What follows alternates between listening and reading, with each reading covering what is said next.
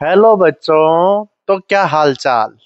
Student, पिछले lecture में पढ़ा था अपनों ने किस प्रकार से आपके कंसंट्रेशन के टर्म्स होंगे और वहां पर अपनों ने वेट बाय वेट का पता लगाया, वेट बाय वॉल्यूम का पता लगाया, वॉल्यूम बाय वॉल्यूम का पता लगाया। उसके बाद में मैंने लास्ट बताया था आपको पीपीएम, पार्ट्स पर मिलियन। उसका स्टूडेंट एक आज एग्जाम्पल करते हैं, कल भी बताया था उसका, आज एक एग्जाम्पल कर लेंगे। उसके बाद में अपन मोलरिटी आ जाएगी, मोलरिटी आएगी आज, और आपके एक आएगा मोल फ्रैक्शन। ये तीन आज पढ़ेंगे स्टूडेंट एग्जाम्पल, और इनके क्वेश्चन साथ साथ करवाऊंगा स्टूडेंट। देखो अब यहाँ पर सबसे पहले डेस्टर लेके आते हैं। डेस्टर डेस्टर भाई साहब, अरे भाई साहब डेस्टर कहाँ गया? ये रे, दो दो डेस्टर है भाई साहब। अब देखिए बच्चों, यहाँ पर अपन एक क्वेश्चन लेते हैं और क्वेश्चन से मामला सेट हो जाएगा। ठीक है स्टूडेंट, एक क्वेश्चन लिया है मैंने। 500 ग्राम पानी में, क्वेश्चन स्टूडेंट, 500 ग्राम पानी में, 500 ग्राम पानी में, 500 ग्राम पानी में एक नमूने में, एक नमूना है, स्पेसिमेन है, एक नमूने में 15 mg fluoride, 15 mg fluoride, fluoride मतलब फ्लोरीन के ऊपर नेगेटिव चार्ज, आयन मौजूद है, आयन मौजूद है, 15 mg फ्लोराइड आयन मौजूद है।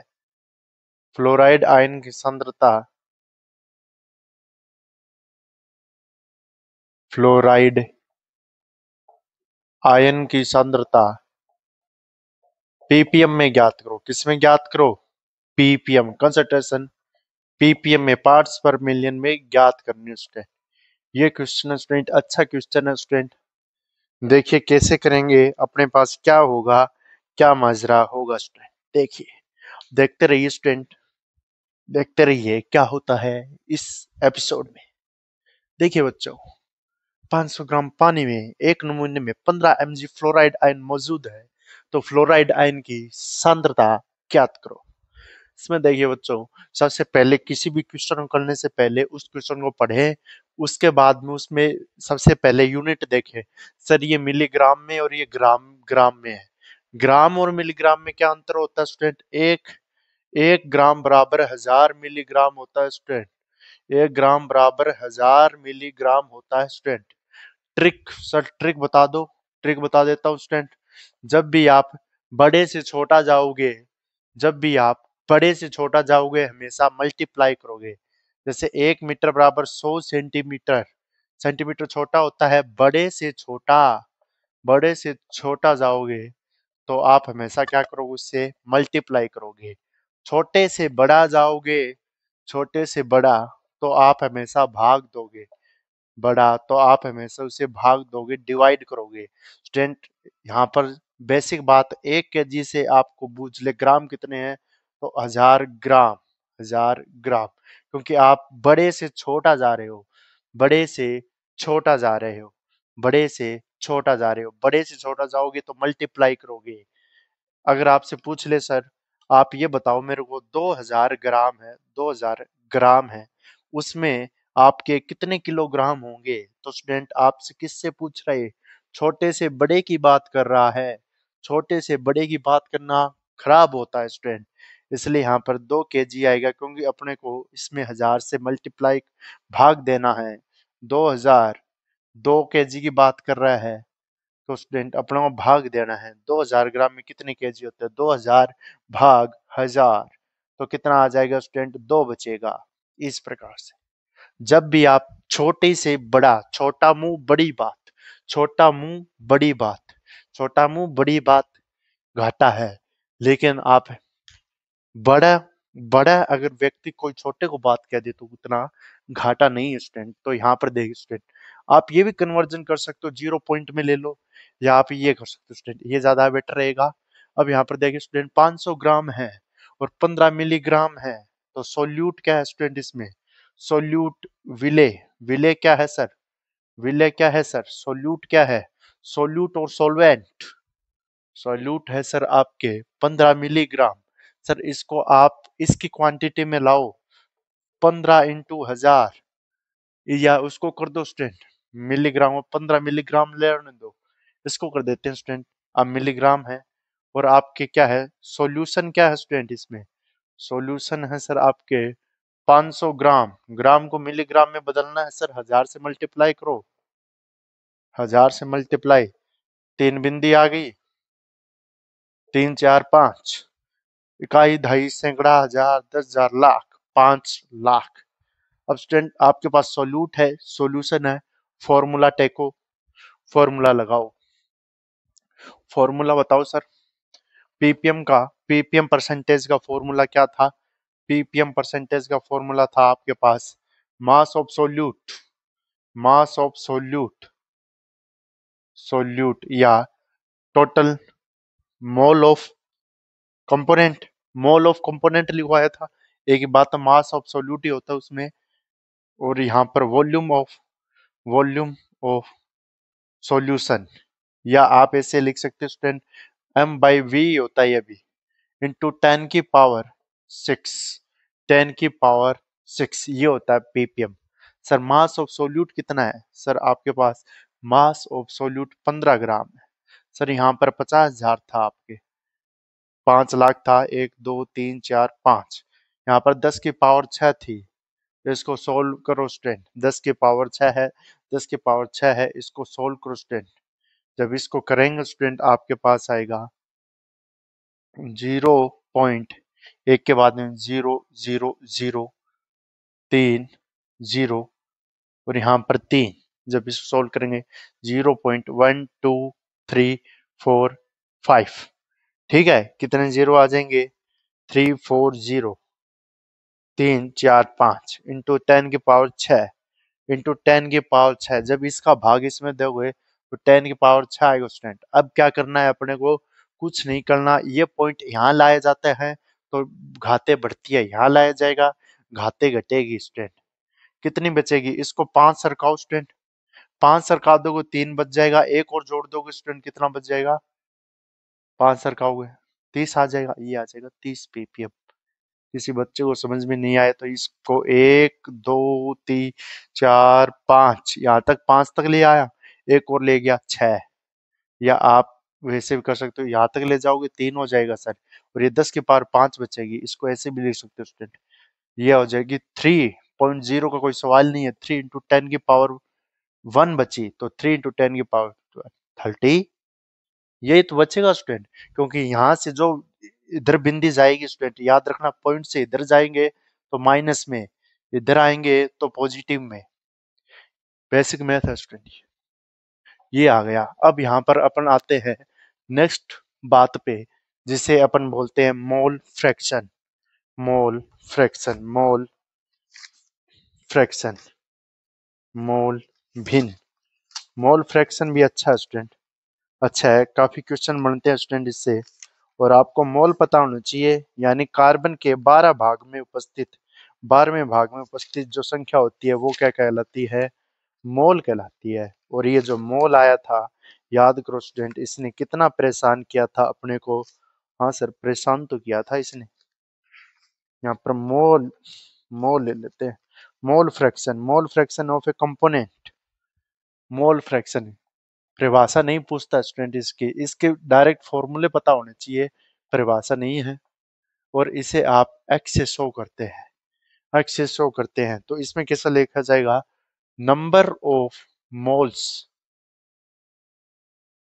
Of A component, component, component, घटक के मोल, घटक के मोलों की संख्या, घटक के मोलों की संख्या। एक बात याद रखिए स्टूडेंट, यहाँ पर जितने में घटक के मोलों की संख्या होगी स्टूडेंट, घटक के मोल और घटक के मोलों की संख्या, यहाँ पर विले की बात होगी। Total number of parts of all component on the solution, या मास ऑफ सॉल्यूशन, सीधा ही student, total number of moles of component on the solution, component on the, on the solution, ये याद रखिए, या घटकों के मोलों का मोल का योग विलियन में। घटकों के मोलों का योग विलियन में या घटकों के मोलों का योग विलियन में या विलियन में घटकों का योग। बात एक है स्टूडेंट, इससे आप फॉर्मूला बनाते हो स्टूडेंट, वो देखिए फॉर्मूला कैसे बनेगा। एक पे एन ए आएगा, एक पे एन टू आएगा। N A upon N B, X A plus X B. So करेंगे N A upon N B, N A upon N B student. ये कट जाएगा, एक बचेगा। अब यहाँ पर देखिए स्टूडेंट, यहाँ पर अपन इसको लिखते हैं आपके लिए मोल्स ऑफ ए। इसके लिए कैसे लिख सकते student, moles of A, X is equal to N A plus N B. N बराबर moles of A, moles of A, और एन बी बराबर moles of B, moles of B. B के mole और ए के मोल, ठीक है स्टूडेंट। यानी moles of A, और मोल बराबर क्या होता है, एन बराबर होता है दिया गया weight given mass, mass upon molar mass, mass upon molar mass, weight by M, W by M भी लिख सकते हैं।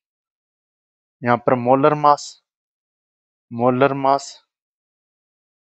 और यहाँ पर वेट, मोलर मास और वेट।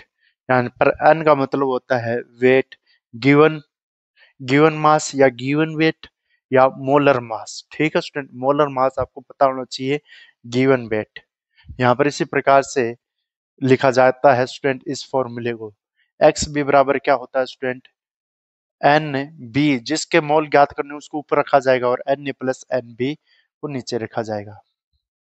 एक रिलेशन आता है स्टूडेंट, ये इंपॉर्टेंट है, जब x A plus X B करते हैं स्टूडेंट, तब x A plus X B का मान एक के इक्वल आता है। X A plus X B का मान एक के इक्वल आता है। इसका मतलब स्टूडेंट ये है, अगर किसी का मान नहीं पता है तो एक में से घटा दो। अगर आपको एक्स ए का मान निकालना है तो आप एक कर दोगे तो एक्स बी का मान आ जाएगा। एक्स बी का मान नहीं पता है तो आप एक्स ए का मान निकाल सकते हो। जैसे मैं आपके सामने एक क्वेश्चन रखूं स्टूडेंट, ये आया समझ में, उतारो स्टूडेंट। अब आएगा स्टूडेंट क्वेश्चन, एक क्वेश्चन आएगा अच्छा सा जो समझने के लिए आपके लिए पर्याप्त है। एक्स ए का मान दे रखा है इसने, क्वेश्चन है X A is equal to, X A 0.2, X B ज्ञात करना है, एक्स भी ज्ञात करना है, and also find N A and N B, and also find N A and N B, N A and N B if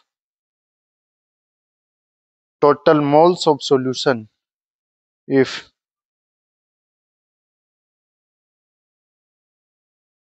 total, if total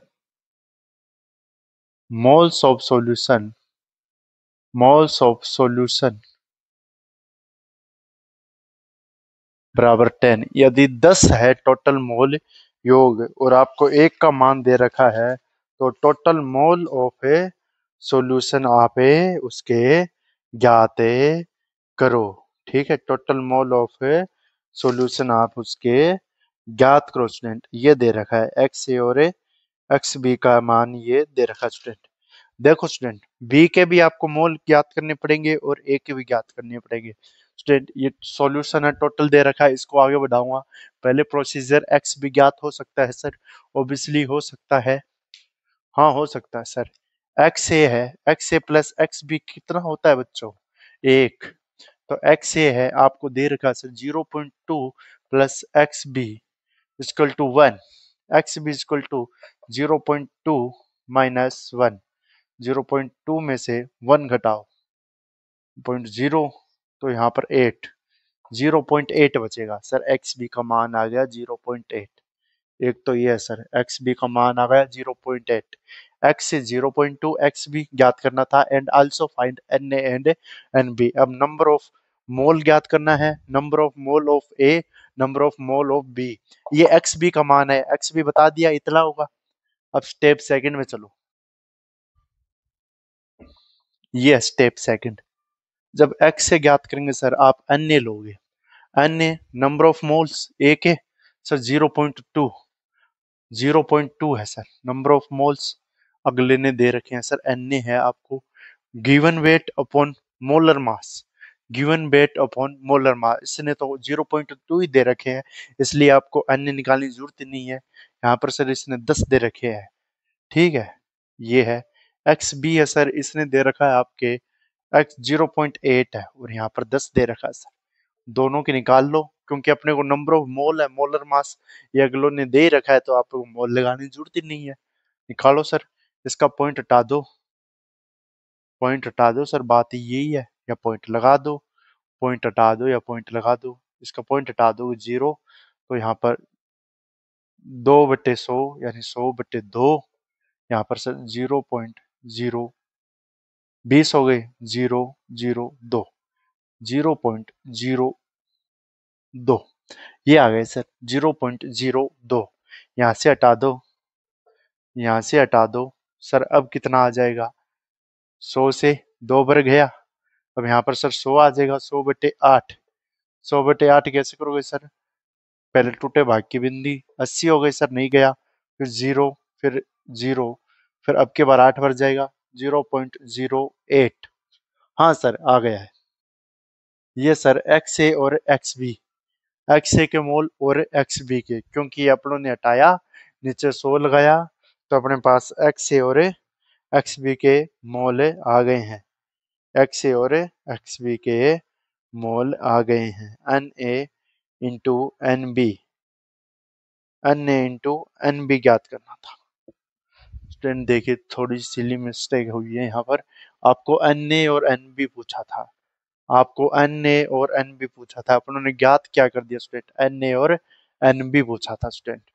x ए और x B तो है ही student, x ए है और N A, और यहाँ पर total 10 दे रखा है, एक्स बी का मान भी है स्टूडेंट। यहाँ पर टोटल, यहाँ पर N A upon N B upon 10 दे रखा student. Sorry guys silly mistake के लिए, क्योंकि यहाँ पर एक्स बी का मान उन्होंने निकाला है अभी। यहाँ पर सर 0.2 है, एन ए है सर, ऐसे लेके चलते हैं इसको सर, यहाँ पर 10 है, और सर यहाँ पर आपके 0.8 है, एन बी है सर, यहाँ पर 10 है।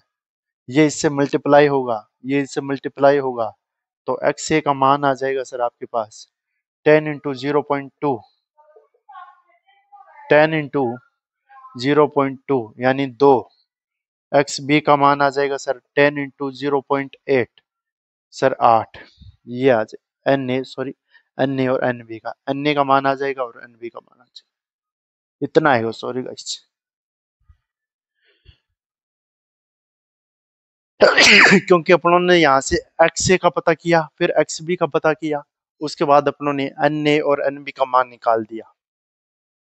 एक क्वेश्चन और देखते हैं स्टूडेंट, जिसमें अच्छे प्रकार से आपको कुछ दिया हुआ हो, जिसमें पता चले कि हाँ हम लोगों ने क्वेश्चन किया है, हम लोगों ने एक क्वेश्चन किया है। XCO2 H2O, XCO2 H2O, XCO2 H2O।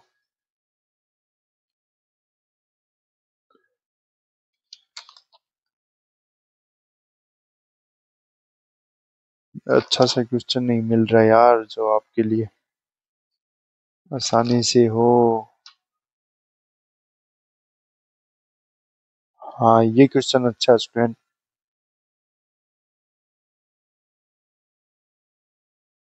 30% mass 130 mole fraction in benzene solution. हाँ स्टूडेंट ये क्वेश्चन अच्छा है, ये और देखिए स्टूडेंट, इस पे अच्छा क्वेश्चन बनता है स्टूडेंट ये। जिसमें मोल फ्रैक्शन की बात करेंगे स्टूडेंट अपन, जल्दी बात करेंगे। क्वेश्चन करवाएंगे, थोड़ा लेट होगा स्टूडेंट ये अच्छा है। Calculate the mole fraction, mole भिन्न की, मोल फ्रैक्शन गणना कीजिए। मोल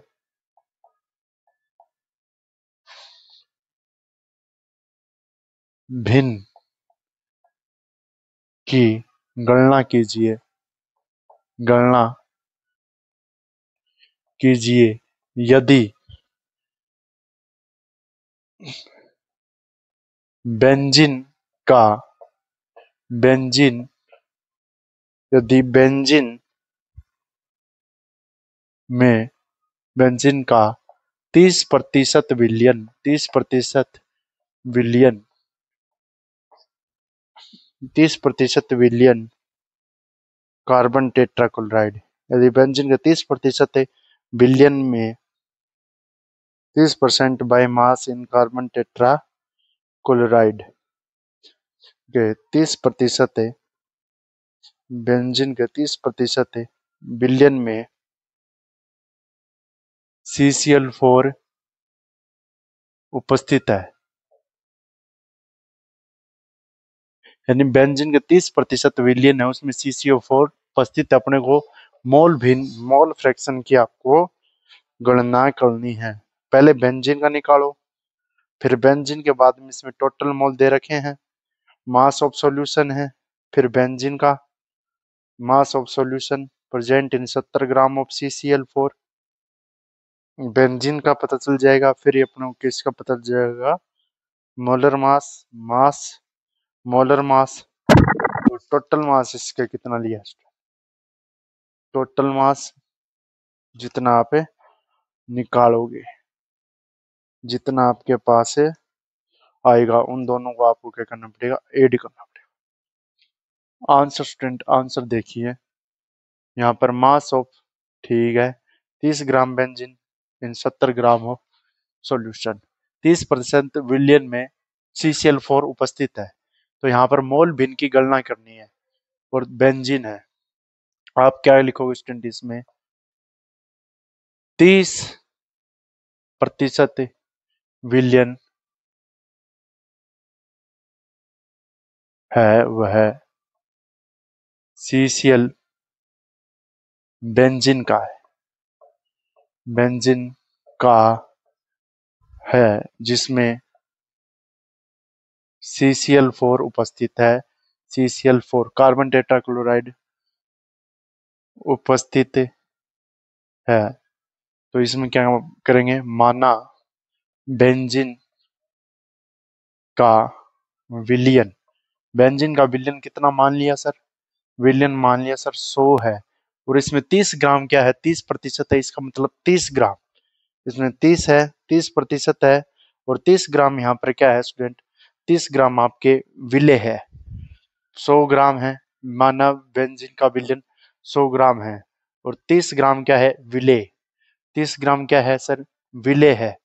100 ग्राम तो बेंजीन का विलयन है, 100 ग्राम, और 30% आपकी क्या है, 30 ग्राम आपके विलय है, 30 ग्राम विलय, तो विलय है यानी सोल्यूट है, तो आप कितना लिखोगे सर, 30 ग्राम, विलय की मात्रा है 30 ग्राम।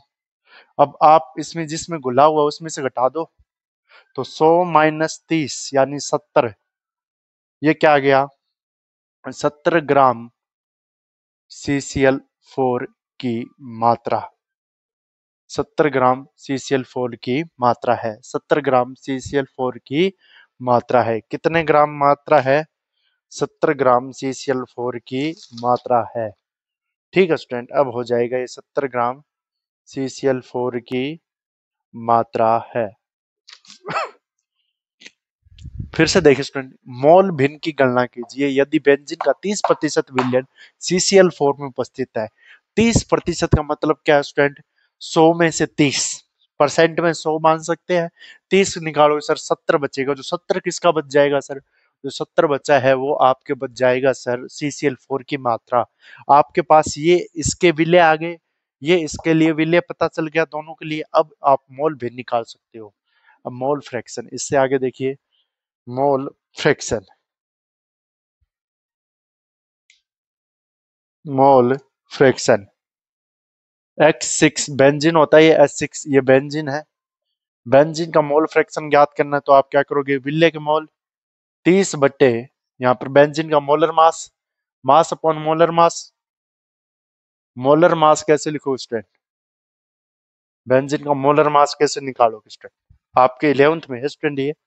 मोलर मास की जरूरत पड़ेगी स्टूडेंट, यानी सभी अवयव को मिलाकर मास। हाँ तो स्टूडेंट यहाँ पर देखिए, मोलर मास कैसे ज्ञात करोगे,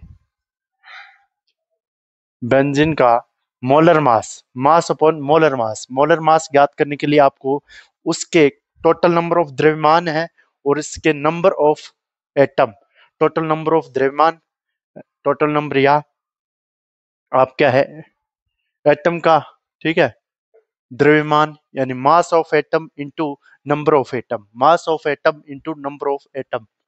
देखिए स्टूडेंट यहाँ पर C6H6 है, कार्बन कितना होता है सर 12, नंबर ऑफ एटम कितने हैं 6, mass of atom, number of atom, mass of atom, फिर प्लस अगले लिखने से पहले H है स्टूडेंट, H का मतलब क्या है, mass of atom 1, number of atom 6, 12 6, 12 का 12 24 32 36 32 48 55 60, 12 छके 72, 72 6 78, 78 ग्राम मोल इनवर्स, 78 ग्राम मोल इनवर्स, ठीक है 78 ग्राम मोल इनवर्स।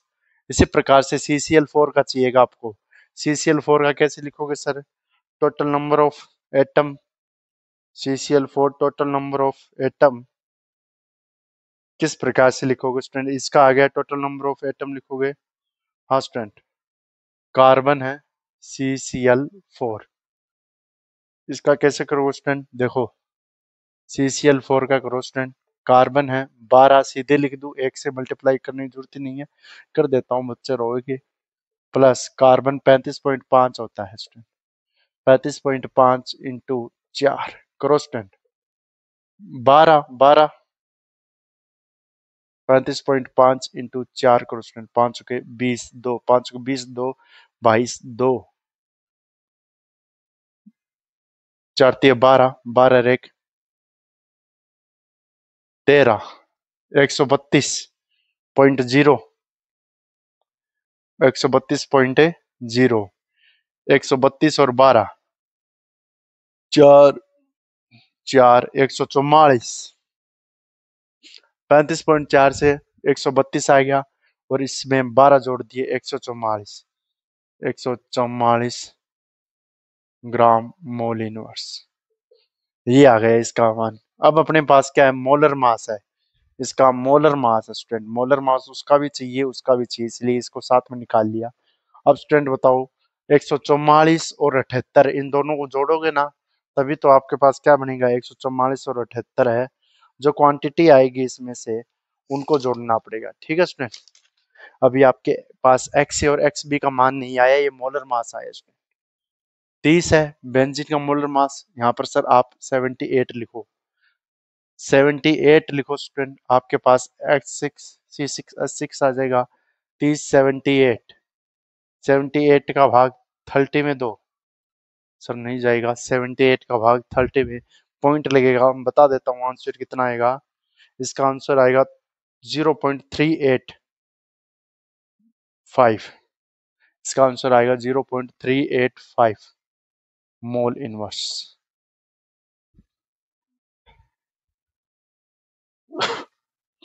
ग्राम अपॉन मोल इनवर्स, ये ग्राम में है स्टूडेंट और ये मोल में, ये ग्राम में है ये मोल इनवर्स में है, मोल इनवर्स ग्राम मोल इनवर्स में, ग्राम मोल इनवर्स स्टूडेंट, ये ग्राम में ग्राम से ग्राम कैंसिल, मोल इनवर्स बचेगा। ये आ गया आपके पास मान H6 का। दूसरे वाला देखो स्टूडेंट, दूसरे वाला बताओ कितना आ रहा है, दूसरे वाला आप करो स्टूडेंट, CCl4 का करना है ना, XCCl4, XCCl4 अपनों ने X का काट लिया, यहाँ पर XCCl4 अपनों ने अभी ये क्या निकाला स्टूडेंट, एन है, मास अपॉन मोलर मास। ये तो आपकी क्या है स्टूडेंट, HCl4 मास अपॉन मोलर मास। अभी आप लोगों ने एन निकाला है स्टूडेंट, ये एन निकाला है ना। अरे mass upon molar mass N है, यहाँ पर NCCl4, ये आपके N C6H6 आया है। ये मोल आए हैं स्टूडेंट इसके, अभी क्या हुए, मोल आए हैं स्टूडेंट। अब इसके मोल आ जाएंगे, XB के मोल आ जाएंगे। अब आपके NCCl4 इसके मोल निकालने हैं, तो आपके पास आया था, पहले क्या आया था स्टूडेंट, NCCl4 है, 30 ग्राम आया था ना उसका XB का, और CCl4 का 70 आया था। 70 होता है स्टूडेंट इसका, कितना होता है 70, और यहाँ पर 144, 70 वैल्यू आई थी। देखो स्टूडेंट यहाँ पर विले के मोल वहां पर 70 ग्राम आया था, और यहाँ पर कितने हैं स्टूडेंट, देखो 12 है इंटू CCl4 4 है, 35.5। एक क्लोरीन है, क्लोरीन का 35.5 होता है स्टूडेंट। 35.5 को 4 से मल्टीप्लाई करो, 4 का 4 12 4 18 24, 4 का 4 12 4 18 4 24, बताओ स्टूडेंट। 4 का 4 4 दूनी 8 4 तेरह 12 4 चौक 16, एक 5 को 20 और एक 21, दो 5 को 20 और एक 21, दो 4 तेरह 12, 12 और एक 13, 4 तेरह 12, 5 को 20, फिर से करो 16, एक 5 को 20 और एक 21, दो 4 तेरह 12, 12 और दो 14, 146.6, 142 मान सकता हूँ इसको। 142 आ गया, 142 में 12 जोड़ो स्टूडेंट, कितने आते हैं, 4 5 154। हाँ स्टूडेंट ये आएगा 154 आएगा स्टूडेंट इसका, 154 आएगा, मल्टीप्लाई में नहीं ना, इसका 154 आएगा, कितना आएगा 154 ग्राम मोल इनवर्स 154 आएगा। तभी तो स्टूडेंट यहाँ पर 154 आएगा मल्टीप्लाई करने पर, यहाँ पर 154 70 भाग 154 वही ग्राम की है, ग्राम मोल इनवर्स में है। ये सही, ये कैंसिल हो जाएगा जब आप इसका NCCl4 ज्ञात करोगे स्टूडेंट, आपके पास आएगा 0 पॉइंट NCCl4 0.455 मोल, 0.455 मोल, 0.55 मोल, ये मोल इनवर्स है, नीचे ऊपर जाएगा मोल हो जाएगा। ठीक है स्टूडेंट, मोल इनवर्स है, ग्राम मोल इनवर्स है, ऊपर जाएगा मोल हो जाएगा, नीचे ऊपर वाले भी मोल हो जाएगा, नीचे ग्राम मोल इनवर्स में है, ये इनवर्स में स्टूडेंट, इनवर्स में पहले वाला भी इनवर्स में स्टूडेंट, ऊपर जाएगा मोल हो जाएगा, ऊपर जाएगा मोल हो जाएगा। ये यूनिट होते हैं स्टूडेंट, मोल निकालते हैं मास अपॉन मोलर मास स्टूडेंट, इसलिए लिखा जाता है मास अपॉन मोलर मास। ये अपने पास एन आ गया, वो आ गया स्टूडेंट। अब अपन क्या करेंगे स्टूडेंट, एक की वैल्यू निकाल दो, दोनों को जोड़ के आप एक की वैल्यू निकाल सकते हो स्टूडेंट। यहाँ पर आपके पास क्या है, आप XC6H6 निकाल सकते हो। विल्ले के मोल 0.385 आए थे सर XA के लिए, उसी प्रकार से 0.385 प्लस 0.553 ये आए थे ना, ये दोनों मोल आए थे, इसको जोड़ दो। C6H6 बेंजीन के आ जाएंगे आपके पास 0.458, ये आ जाएगा। अब ये बेंजीन का आ गया तो उसका भी निकल जाएगा स्टूडेंट, हम जानते हैं यहाँ पर XCCl4 plus XC6H6 equal to 1 होता है स्टूडेंट, जिसके मोल आपको को पता है उसमें से एक को घटा दीजिए, XCCl4 निकालेंगे तो आप 1 माइनस 0.458 कर दो स्टूडेंट, और इसको करने पर 458 करने पर कितना आ जाएगा 0.542, इसको घटा के देख लो स्टूडेंट, एक है 0.458,